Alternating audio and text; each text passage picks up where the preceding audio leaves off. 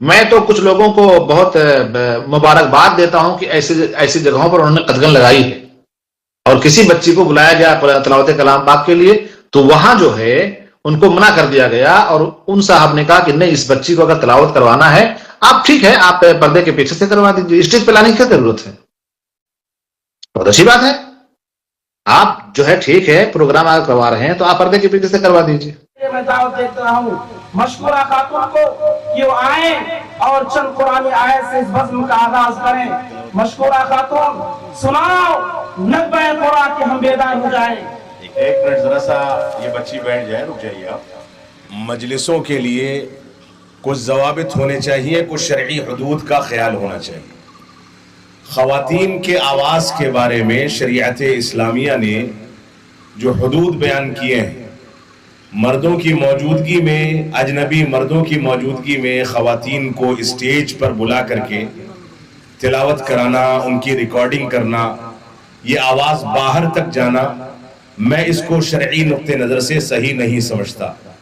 بعض کبار علماء کا یہ فتویٰ ہے کہ بلا کسی ضرورت کے کسی اجنبی مرد کا خاتون کی آواز کو سننا مکروہ ہے، اور علماء نے اس فتوے پر اجماع نقل کیا ہے۔ جو اس طرح کے ادارے چلا رہے ہیں ہم ان کا سپورٹ بھی کریں، ان سے قدم ملا کر کے کھڑے ہو جائیں، انہیں اگر کسی چیز کی ضرورت ہو، اگر ہمارے پاس ہو تو ہم دیں انہیں۔ ابھی میں دیکھا کہیں جو ہے سوشل میڈیا پہ پورا ماشاءاللہ مشائخ بیٹھے ہوئے ہیں اور بچیاں آمنے سامنے بیت بازی کر رہی ہیں، تو وہ بیت بازی آپ کے سامنے کیوں؟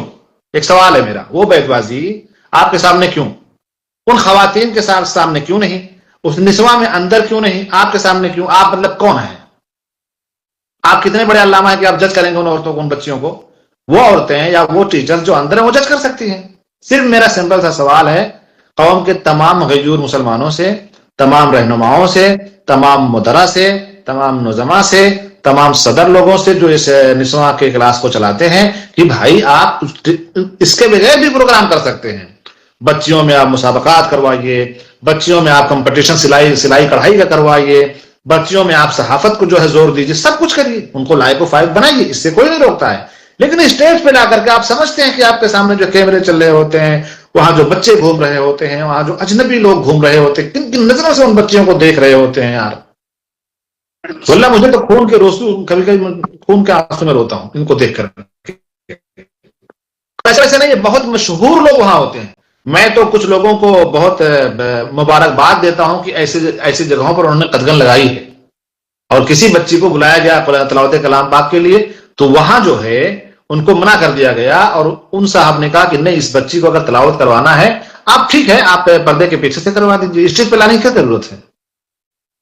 بہت اچھی بات ہے، آپ جو ہے ٹھیک ہے پروگرام اگر کروا رہے ہیں تو آپ پردے کے پیچھے سے کروا دیجیے۔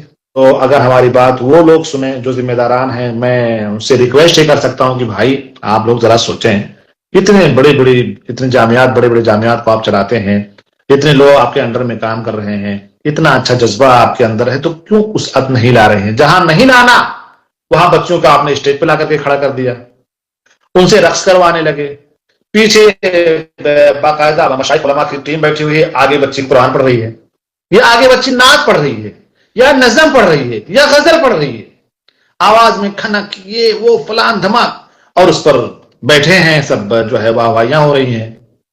اس کی ضرورت ہی نہیں ہے، ان چیزوں کی ضرورت نہیں ہے، ان چیزوں کی ضرورت نہیں ہے، بلکہ ان کو باقاعدہ پردے میں ہونا چاہیے۔ ہمارے لوگ بھی پروگرام کرواتے ہیں لیکن کبھی ان کی آوازیں نہیں سنی گئی، کبھی اس طریقے سے نہیں ہوتا ہے، وہاں صرف اور صرف عورتیں ہوتی ہیں۔ تو ہمارے جو ذمہ داران ہیں اس چیز کو سوچیں۔ ہم لوگ جب چھوٹے چھوٹے تھے تو ہم نجرا پڑھتے تھے تو وہاں پہ بنین اور بنات کا سسٹم تھا، عورتوں کا پروگرام عورتوں میں ہوتا تھا، نسواں میں ہوتا تھا، اور بچوں کا پروگرام بچوں میں ہوتا۔ لیکن اب بھائی زمانہ ترقی کر گیا، لوگ ایڈوانس ہو، انڈیا آ گیا، سب کچھ ہو گیا، ساری چیزیں ہو گئی، تو اب سب کچھ جو ہے سب کے سامنے آ گیا۔ آپ سوچئے کہ آپ کے پاس جس شخص نے اپنی بچی کو نام لکھوایا ہے پڑھانے کے لیے، وہ پڑھانے کے لیے لکھوایا ہے، تعلیم و تعلم کے لیے لکھوایا ہے، اسے اسٹیج پر لا کر کے گنوانے اور نچانے کے لیے نہیں گیا۔ وہ کبھی خوش نہیں ہوگا ان چیزوں کا۔ اگر ذرا سے بھی اس کے اندر غیرت ہوگی تو وہ جا کے آبجیکشن کرے گا، اور کرنا چاہیے۔ جو لوگ ہیں جن کی بچیاں یہاں پڑھتے ہیں اسلام میں، ان کو جا کر کے باقاعدہ ان لوگوں سے پوچھنا چاہیے کہ کس نے اتھارٹی دی تھی آپ کو یہ سب کرنے کے لیے؟ ہم نے تو یہاں آپ کو جس کام کے لیے کیا تھا آپ کر ہی نہیں رہے ہیں. آپ جو ہے جو پڑھانا تھا اس کو پڑھا ہی نہیں رہے کہ بچے ہمارے قابل ہو جائے. پڑھ لی تربیت نہیں کر رہے ہیں، اور جو نہیں کرنا تھا وہ آپ کر رہے ہیں. لیکن ہم تو اتنے بیچارے سیدھے سادھے ہوتے ہیں کہ وہاں جاتے ہیں تو سہمے رہتے ہیں. ناظم صاحب، صدر صاحب جو کہہ دیں. آپ کا حق ہے، آپ فیس پے کر رہے ہیں. اس لیے میرے بھائیو اور دوستو، ہر ایک کو بیدار ہونا پڑے گا. ادارے کو بیدار ہونا پڑے گا، بچیوں کو بیدار ہونا پڑے گا، پیرنٹس کو بیدار ہونا پڑے گا، ہمارے جو ذمہ داران ہیں، ہمارے جو مدرس، ان کو بھی بیدار ہونا پڑے گا. یہ اللہ تعالیٰ کے ہم سے پوچھا جائے گا کہ ہم نے یہ امانت جو ہم نے آپ کو دیا، آپ نے اس کو یوں ہی ضائع کر دیا، وہ سکھایا اکھایا. اللہ تعالیٰ سے دعا ہے کہ اللہ تبارک و تعالیٰ ہمیں صحیح سمجھ کی توفیق دے.